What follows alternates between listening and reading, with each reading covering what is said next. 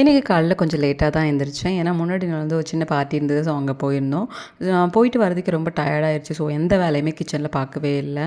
So எல்லாத்தையுமே clean பண்ணிவிட்டு அடுத்த ஒர்க் ஸ்டார்ட் பண்ணலாம். இல்லைனா ரொம்ப கேவலமாயிடும் கிச்சன் அப்படின்னு சொல்லிட்டு ஃபுல்லாக எடுத்து போட்டுட்டு பாத்திரம் எல்லாத்தையுமே நல்லா க்ளீன் பண்ணி வைப் பண்ணி முடிச்சுட்டு அரிசி பருப்பு சாதம் பண்ணுறதுக்காக வேண்டி அரிசியும் பருப்பையும் ஊற வச்சுட்டு டீ போட்டு குடிச்சிட்டு அடுத்த வேலை ஸ்டார்ட் பண்ணலாம் அப்படின்னு சொல்லிட்டு ஆரம்பிச்சிட்டேன். எப்பயுமே வந்துட்டு நம்ம ஆம்லேட் எல்லாம் பண்ணுவோம் இல்லையா? அதுக்கெல்லாம் வந்துட்டு ஆனியன் போட்டுட்டு அது கூடயே பெப்பர், சால்ட் எல்லாம் போட்டு மிக்ஸ் பண்ணிவிட்டு அதுக்கப்புறம் எக்கு உடச்சி ஊற்றிட்டு ஆம்லேட் போட்டோன்னா ரொம்ப நல்லாயிருக்கும். முட்டை உடச்சி ஊற்றுனதுக்கு அப்புறமா அது மேலே மசாலாஸோ இல்லை பெப்பர் அந்த மாதிரி போட்டால் வந்துட்டு நல்லா இருக்காது. ஏன்னா ஒரே இடத்துல செட் ஆகிருக்க மாதிரி தெரியும். ஸோ ஆனியன் கட் பண்ணதுக்கப்புறம் ஆனியன்லேயே போட்டு மிக்ஸ் பண்ணிவிட்டு அதுக்கப்புறமா எக் உடச்சி ஊற்றினா ரொம்ப சூப்பராக இருக்கும். இன்றைக்கி எல்லாத்துக்குமே வந்துட்டு பிரேக்ஃபாஸ்ட் வந்து எக்கு தான். ஓவராலுக்கு ஒன்று ஒன்றெல்லாம் பண்ணிகிட்ருக்க முடியுது, டைமும் இல்லை. இன்றைக்கி லஞ்சுக்கு வந்து அரிசி பருப்பு சாதம் வழக்கம் போல் வாரத்தில் ஒரு நாளாவது செஞ்சுருவோம். அவ்வளோதான்.